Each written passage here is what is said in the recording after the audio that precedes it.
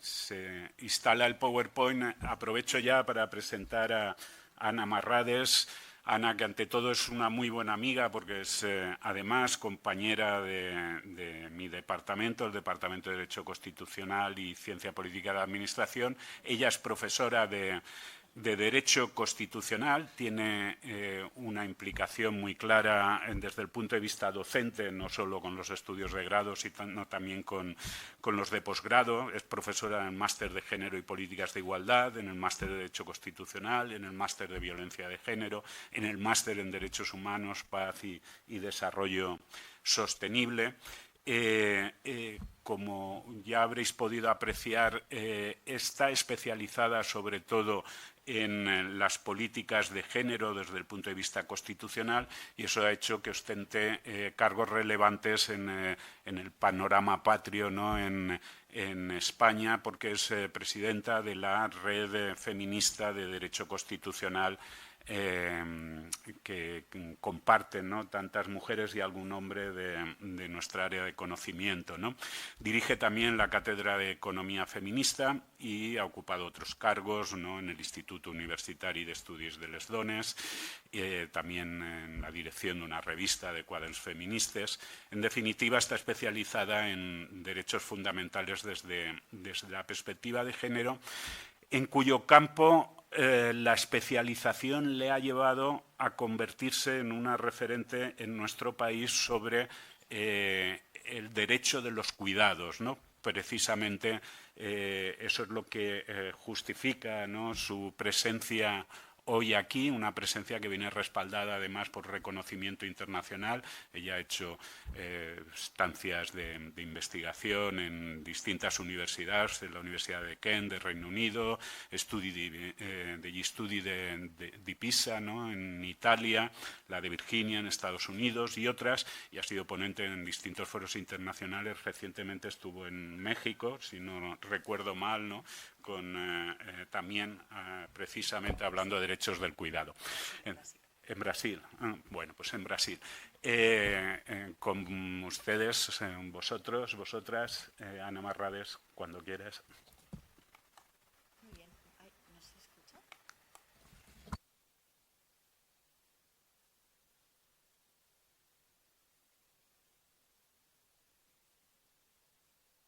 Lo veía yo. Muy bien, muchísimas gracias. Bueno, pues muchísimas gracias, Joaquín. Muchísimas gracias por tu presentación, que bueno, no hacía falta que entraras en tantos detalles, pero gracias por haberme presentado y muchísimas gracias por haberme invitado, sobre todo. Quiero dar las gracias, sobre todo, como no podía ser de otra manera, a los tres pilares que sustentan esta universidad de verano, que por un lado el Ayuntamiento de Aras de los Olmos, que muchísimas gracias, y por otro lado también la Universidad de Valencia, vicerrector, y, como no, mi compañero Joaquín Martín y mi compañera Ana Sales. ¿Dónde estás? Que por haberme invitado y por darme la oportunidad de comenzar o de introducir esta primera sesión, esta primera jornada. La verdad es que no tenía muy claro el público para el que tenía que hablar. Entonces yo tengo una presentación muy larga, pero como también tengo un tiempo limitado, pues tú me cortas cuando quieres o consideres. Todo aquello que piense que no es tan relevante a lo mejor para este foro, pues lo voy a ir saltando, y hay algunas cuestiones que a lo mejor las podemos desarrollar después en la mesa redonda en la que también voy a tener la oportunidad de participar. Comenzamos diciendo que sería la frase, ¿no?, con la que yo suelo comenzar pues estas sesiones y, en definitiva, lo que da pie a toda mi investigación. Y es que el cuidado es imprescindible para la vida. Comenzamos así con una obviedad, está clarísimo, esto yo creo que nadie puede ponerlo en cuestión. Y es algo que verdaderamente nos une a todas las personas, nos une a todos los seres humanos. Porque yo creo que no hay nadie de ninguna ideología, pensamiento, forma de entender la vida que no pueda estar de acuerdo en esta aseveración. Los cuidados son imprescindibles para la vida. A lo largo de nuestra existencia, todas las personas necesitaremos cuidar y ser cuidadas. Esto es algo en lo que también insisto, que nos une a todas las personas. Por tanto, ponemos el foco, por un lado, en el concepto de vulnerabilidad, la vulnerabilidad del ser humano, todas las personas somos vulnerables y en determinados momentos de nuestra existencia necesitamos de un cuidado extraordinario, aparte del cuidado normal, habitual, diario, que todas las personas necesitamos para tener una vida digna. Entonces, primera cuestión, la imprescindibilidad de los cuidados. Y los cuidados para una vida sostenible. La vida no sería sostenible sin cuidados. ¿Qué sería de todas las personas que estamos aquí presentes si no nos hubieran cuidado al nacer? No habríamos tenido la posibilidad de vivir, de desarrollarnos. Pues bien, hablabas, por cierto, hemos trabajado también este tema mucho en la cátedra de Economía Feminista, pero tengo que decir, Joaquín, me has presentado en presente, fui la directora, vicerrector, porque si no igual el vicerrector dice, esa cátedra no está operativa. Estamos ahí, ya sabéis que es sin financiación, pero bueno. Volviendo a la cuestión que nos ocupa. El cuidado es necesario para que la vida sea sostenible. Es verdad que este cuidado ha sido realizado siempre a lo largo de toda nuestra existencia por las mujeres. Las mujeres son las personas que se han dedicado a cuidar de los demás. Y justamente esa situación es lo que las ha colocado a ellas en una situación, en una posición subordinada, subordiscriminada, y ahí ya enlazamos con lo que significa un factor de discriminación para las mujeres. Entonces, esto nos conduce a tener que pensar en ideas de democratización de los cuidados y de universalización de los cuidados, que son también pilares fundamentales en estas investigaciones. Nosotras nos hemos ocupado de todo aquello que significaba o que tenía sentido para esa esfera privada, esas dos grandes esferas que comenzaron a categorizarse desde el pensamiento griego antiguo hasta hoy, pero sobre todo fueron ya consolidadas en el momento de los pactos fundacionales, de los pactos constituyentes, cuando comenzamos a ver en el Estado contemporáneo las distintas constituciones, esos pactos quedan consolidados en unos textos que van a ser normas fundamentales y que por los cuales se van a ir atribuyendo, asignando roles, recursos a las personas en función de su sexo, y a las mujeres se nos asigna esa esfera de lo privado, y a los hombres la esfera la esfera pública, de la polis, la esfera de la libertad,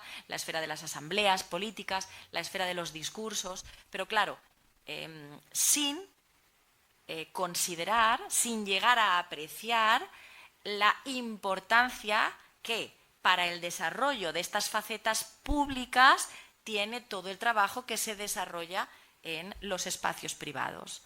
Es una obviedad, nosotras también lo decimos en investigación feminista, que todos estos grandes señores no habrían podido salir a esas esferas públicas de lo político, de lo público, si no hubiera sido porque en su casa tenían un plato de comida, tenían la ropa limpia, tenían resuelta la gestión de la crianza de los hijos y de las hijas, y todo eso era lo que las mujeres estaban haciendo en sus casas, ¿verdad que sí? Ustedes mismas nos pueden ir diciendo que esto ha venido siendo así generación tras generación.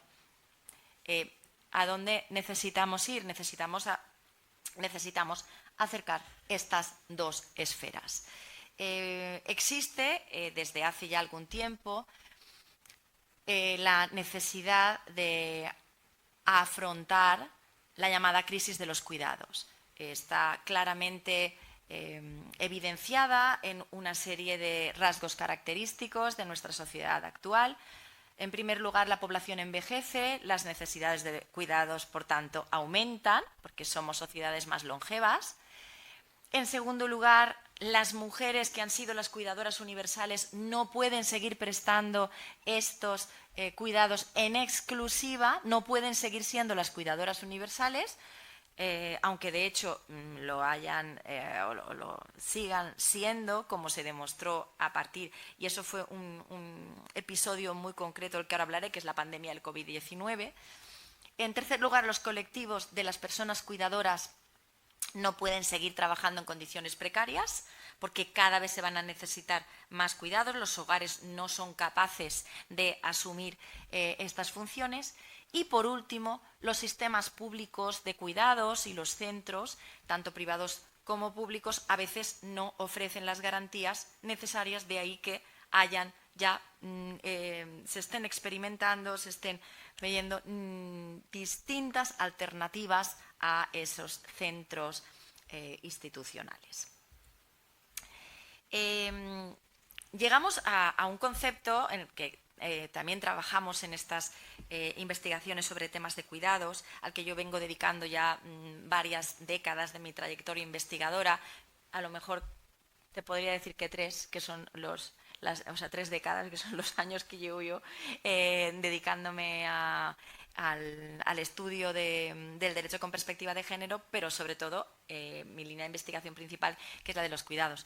Y es que, siendo los cuidados imprescindibles, los cuidados están desvalorizados. No es que no tengan valor, tienen un alto valor, pero no se les concede, ¿vale? Están desvalorizados. Por tanto, es preciso reconocerlos como derecho. Y ese es mi cometido en el ámbito jurídico, ¿vale? Yo vengo del mundo del derecho y a lo que me estoy dedicando desde hace mucho tiempo es a tratar de definir el proceso de reconocimiento de derecho al cuidado. Nosotros no tenemos en nuestro sistema constitucional reconocido un derecho al cuidado, pero es que tampoco siquiera lo tenemos en el ámbito de la configuración legal. No tenemos una ley de cuidados. Entonces, tenemos una carencia enorme porque tenemos iniciativas, tenemos la academia que avanza en el ámbito de la investigación de los cuidados desde distintas áreas del conocimiento.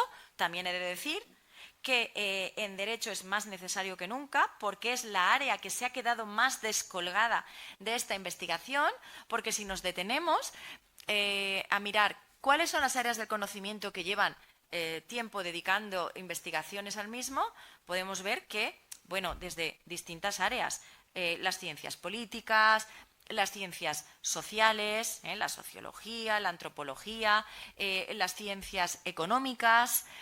En definitiva, la economía feminista está dedicada en un porcentaje altísimo al estudio, al análisis de las tareas de reproducción social, que en realidad son los cuidados.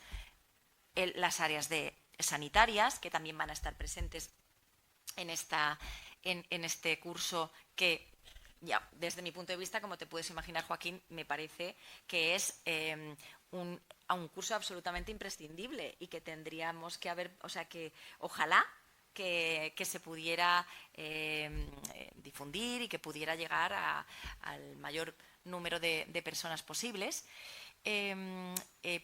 Pero, sin embargo, el derecho es muy reacio a entrar en este tema y es muy reacio a reconocer el derecho. Yo, como voy a lo más, al nivel superior que podamos alcanzar, mi propuesta de trabajo es el reconocimiento constitucional del cuidado.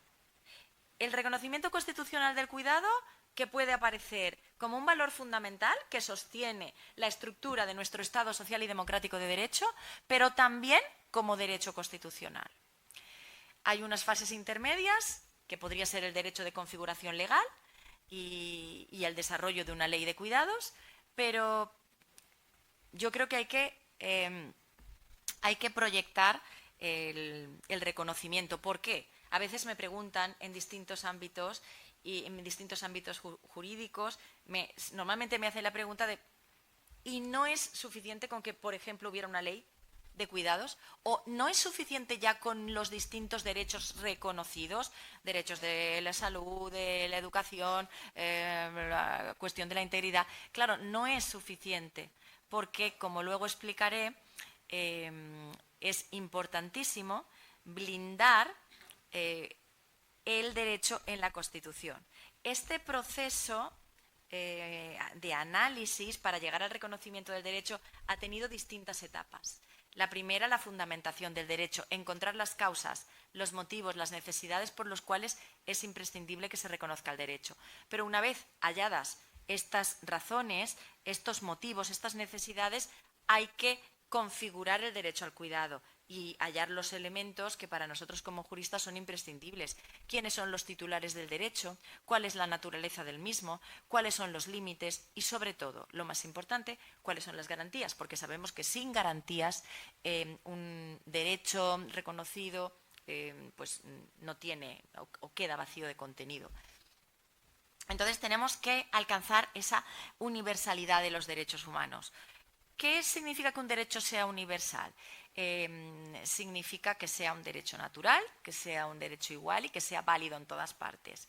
Un derecho natural significa que es inherente a la condición de ser humano. ¿Es el derecho al cuidado inherente a la condición de ser humano? Por supuesto, porque por la primera obviedad con la que he empezado la conferencia, ¿no? Es que no podríamos vivir sin este derecho, por lo tanto es inherente a la persona. Es un derecho igual, todas las personas tendríamos que tenerlo en las mismas condiciones y es un derecho universal. Todas las personas tendríamos que podernos beneficiar del mismo. Sin embargo, claro, esta condición de universalidad significa que es un derecho. ¿Qué significa que un derecho sea universal? Significa que es un derecho válido en todas partes. Y ahí es donde encontramos el tremendo obstáculo e inconveniente. No es un derecho válido en todas partes. En distintos lugares del mundo podríamos encontrarnos con unas verdaderas situaciones de descuidado, descuidar a la población, descuidar la sociedad, descuidar las personas, no cuidar de las personas, no tener a las personas en el centro de las políticas y no reconocer los derechos de asistencia y de cuidado. Por tanto, creo que cuando perseguimos la universalidad de los cuidados o que un derecho sea universal, necesitamos blindar unas obligaciones para los Estados. Necesitamos reconocer en los textos normativos y, si es posible, constitucionales, que hay unas consecuencias para los Estados que no cumplan las obligaciones de los cuidados. Y aquí, bueno, voy a pasar un poco las citas teóricas porque esto quizás es un poco más demasiado denso, pero hay una politóloga que creo que es de las más importantes. Ella es estadounidense, ella ahora está tremendamente, pues como la mayor parte de las personas que creen en la democracia, que creen en las democracias cuidadoras, golpeada por las políticas de su país. Como he dicho, es una politóloga estadounidense y ella es la creadora del concepto de las democracias cuidadoras. Ella piensa que el problema de las democracias solo se resolverá cuando se reconozca y se resuelva el problema de los déficits de los cuidados y estos se universalicen. Voy a saltar también porque estos son algunas reflexiones teóricas, pero estábamos apelando al contenido, a la esencia de lo que o los conceptos teóricos que sostienen la idea de cuidados, y hay conceptos teóricos muy importantes que hemos necesitado desarrollar. Por ejemplo, el concepto de ética del cuidado, que es un concepto que acuña Carol Gilligan en los años 80.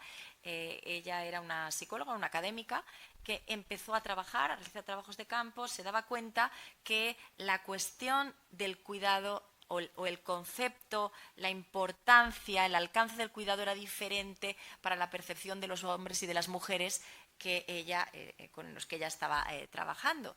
Y fue analizando y al final llegó a la conclusión de que existen dos tipos de éticas. Una es la ética de la responsabilidad y del cuidado, que parecía estar más próxima a las mujeres tenían más afección por esta. Sin embargo, había otra ética más asociada a la percepción del cuidado de los hombres, que era la ética de la justicia y de los derechos. Después, este concepto de ética del cuidado fue duramente criticado por algunas pensadoras feministas, algunas muy importantes en nuestro panorama nacional. Amelia Valcárcel decía, es que la ética del cuidado es un concepto muy arriesgado, muy peligroso, puede devolver a las mujeres al rol de cuidadoras clásicas universales, pero en realidad lo que estaba queriendo decir Carol Gilligan no es que las mujeres tuviéramos por esencia o como atributo personal la cuestión del cuidado, sino que estábamos mejor equipadas o dotadas para realizarlo por una cuestión cultural, de educación y por una cuestión social. Se nos ha socializado, se nos ha educado como cuidadoras del resto de las personas de la familia. No es que eso sea esencialmente femenino. Por lo tanto, necesitamos realizar una labor pedagógica para que esta cuestión del cuidado sea universal, llegue a todas las personas. Si queréis, luego en la mesa lo tratamos, porque me parece que es un elemento fundamental. La pedagogía de los cuidados en las escuelas, en los institutos de enseñanzas secundarias, incluso en la universidad. Creo, y luego contaré también otra cosa que no se me olvide en la mesa, pero voy a pasar, si no. Bueno, como os he dicho, la pandemia del COVID-19 fue un punto de inflexión en la toma de conciencia del cuidado. De repente, ya todo era cuidados. Y esto también, cuidado con el cuidado. Tenemos que decir que no todo es cuidados, no vamos a banalizar el concepto, porque hay incluso pues empresas, algunos bancos, algunas cajas que ya ves en el marketing, en la publicidad de sus carteles, aparece qué cuidadosos que somos, el cuidado. Caramba, de repente, de no ver el cuidado en ningún sitio, viene el COVID y todos los trabajos, todos los análisis magníficos que se hicieron, algunos en sociología, compañeras de sociología que se pusieron rápidamente a ver qué estaba pasando en los momentos más duros del COVID y en el post-COVID. Y lo que estaba pasando es que las mujeres volvieron a recibir sobre sus espaldas, de una manera consciente o inconsciente, me da igual, las tareas, la asignación de las tareas del cuidado. Y fueron las cuidadoras en las casas, las que se convirtieron también en maestras de los niños y de las niñas, que quedaron sin colegio, sin escuelas, y los hombres seguían haciendo cuestiones más bien de salir fuera a la compra, o en fin, desempeñar otras funciones. Y esto tuvo una repercusión incluso en la universidad, ya que estamos aquí en una sede de alguna manera también universitaria, y se vio reflejado en los currículums de algunos, no voy a generalizar porque no tengo datos, entonces cuando no se tienen datos numéricos mejor no entrar, pero era algo como muy reconocible, que muchos de nuestros compañeros aprovecharon para hacer currículum, ya que aprovechando que tenemos un tiempito aquí disponible, hacemos currículum, y las mujeres pues tuvimos ahí otro de los gaps que hemos tenido también en otros momentos de nuestra trayectoria profesional, cuando nos hemos dedicado a tareas del cuidado. Entonces, el COVID, o la COVID, como queráis, no ha demostrado que no ha habido durante ese tiempo, no hubo conciliación corresponsable, y que los cuidados son imprescindibles para la vida de nuevo, y que hasta ese momento había un porcentaje, un 70% de las mujeres está en el sector sociosanitario. Cuando vino el COVID, seguían representándolo. Sin embargo, las tareas de la gestión de la COVID o del COVID lo seguían haciendo los hombres. O sea, quiero decir que desde un punto de vista de la gestión, de lo que son cargos de organización, seguían siendo masculinos. En fin, estaréis viendo que estas cuestiones de ética del cuidado, todas la conciliación corresponsable, lo estoy abordando, obviamente, como no podía ser de otra manera, utilizando la perspectiva de género. Voy a explicar esto muy brevemente y de la forma más fácil posible para las personas que no sepan exactamente qué es realizar un estudio con perspectiva de género. Mirad, el género es una categoría de análisis. Una categoría de análisis es como una estructura conceptual o metodológica para estudiar algo. Una categoría de análisis que sirve para explicar el origen de la discriminación tradicional de las mujeres y al mismo tiempo para buscar y ofrecer propuestas de solución para equiparar esa balanza de desigualdad. ¿De acuerdo? Eso es lo que hacemos cuando empleamos las personas académicas la perspectiva de género en nuestras investigaciones. Y estas investigaciones sobre el cuidado creo que es imposible realizarlas sin incorporar esta perspectiva. ¿Por qué? Por una de las razones que os he dicho al inicio, porque los cuidados han sido siempre desarrollados por las mujeres. Por eso necesitamos ir a esa democratización de los cuidados. Otro concepto acuñado por una de las grandes que es de la profesora Dolors Comas d'Archemir, que es una de las grandes expertas, una catedrática de antropología que se ha dedicado al estudio de los cuidados y que ha desarrollado uno de los proyectos más potentes de cuidados municipales en Barcelona, en la provincia de Barcelona, pero focalizado sobre todo en el municipio, donde ha integrado, si queréis también es un tema que voy a dejar para la mesa redonda, a distintos sectores de la sociedad civil y de las instituciones.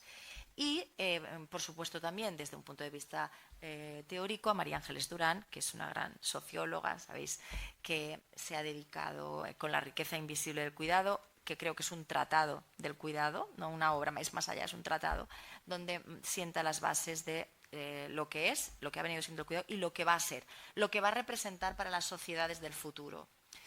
Con esto cierro porque ya Joaquín me está diciendo que tengo muy poquito tiempo y voy a dejarlo aquí explicando que en el ámbito jurídico estamos en un momento crucial porque nos están ganando la delantera. Nosotros en España, que el gobierno, como digo, a partir de la COVID, nosotros nos pusimos en marcha rápidamente. Y el gobierno de España, en concreto el Ministerio de Igualdad, nos encargó un trabajo que se llamó, está publicado, lo tenéis en la página web del Ministerio de Igualdad, se publicó en 2023, Documento de Bases por los Cuidados, que tuve la suerte de poder coordinar y en el que nos sentamos distintas profesoras de distintas universidades españolas, y es un documento que encierra como las bases para sentar lo que deberían ser las políticas públicas de cuidados en España. Ese documento yo creo que es un documento muy bueno, o sea, no es que me atribuya ningún mérito, yo estuve en la coordinación, pero el trabajo importantísimo de tantas y tantas profesoras y profesores que lo completaron y que, por desgracia, ¿veis? Es lo que pasa en España, o sea, es que es tremendo. Ese documento que yo creo que es magnífico, ha salido a la opinión pública, se ha dado a conocer, ha salido en el telediario, no, se quedó archivado y después, es verdad que el Ministerio de Derechos Sociales sacó después la estrategia para la desinstitucionalización de los cuidados de larga duración, en fin, y para las personas mayores. Han ido saliendo algunas políticas públicas concretas, pero lo importante en este documento, que no tengo tiempo, pero a ver si puedo aunque sea poner... me voy al final. Mira, el documento de bases por los cuidados tiene como 7 apartados en los que se van estructurando los ejes que tienen que regir estas políticas del cuidado. Cuando hablamos de un derecho al cuidado, hablamos de un derecho multifacético que tiene tres caras, como 3 facetas. El derecho a cuidar, el derecho que yo tengo a cuidar de las personas, de mis seres queridos, que no hay que confundir con la obligación de cuidar o con el trabajo de cuidados. Este es otro tema. El derecho a ser cuidado, que es como el más obvio, el más esencial, el que es inherente a todas las personas, y el derecho al autocuidado. ese es otro gran temazo en el que ya ni podemos entrar porque tiene tantos problemas, tantas aristas, que hay que dejarlo para otra universidad de verano, a la que yo también os invito a tratar el autocuidado, porque ya veréis qué cuestión tan interesante, tan enriquecedora y tan necesaria, y cuánto dinero nos ahorraría al Estado español el desarrollo y el aprendizaje de los derechos del autocuidado. Bien. Os decía que en España vamos lentamente, pero con muchísimo trabajo, pero nos han ganado la delantera en otras latitudes del mundo. Tú comentabas Japón, pero yo no me quiero ir tan lejos a Japón. En Europa tenemos muchos ejemplos, tenemos la estrategia europea de cuidados que se fundamenta en dos pilares fundamentales: las personas menores, la infancia y la adolescencia, y luego las personas mayores y los cuidados de larga duración. Pero después tenemos la enormidad, no sé si se puede utilizar esa palabra, que representa Latinoamérica. O sea, en Latinoamérica nos han dado un paso, una superación, porque han conseguido. La Corte Interamericana ha reconocido por vez primera el derecho al cuidado, por vez primera en el mundo. ¿Vale? Estaba la Constitución de la Ciudad de México, pero quiero decir, como la importancia, el alcance que tiene la Corte Interamericana, ha reconocido el derecho al cuidado con obligaciones para los estados y con consecuencias, con sanciones para los estados que no cumplan las obligaciones que en esta opinión consultiva 31/2025 se recogen. Como ves, tengo tantas cosas que decir, pero no podía saltarme la introducción, porque necesito sentar los pilares y los fundamentos de lo que entendemos por los conceptos del cuidado. Y después ya podría ir desarrollando, sobre todo, quizás lo dejamos para la mesa redonda, lo que es el documento de bases para los cuidados en España, y algunas pinceladas de lo que está pasando en Europa y en Latinoamérica. Si te parece bien, Joaquín, para no comerme más tiempo. ¿Tengo unos minutos? No. ¿O ya corto? Si quieres un par de minutos más. Un par de minutos, es que veo que aún no son las... ¿Sí? ¿Estamos mal de tiempo? ¿Ya nos hemos pasado, no? Nos hemos pasado muchísimo. Vale, pues lo dejo aquí. Sí, bueno.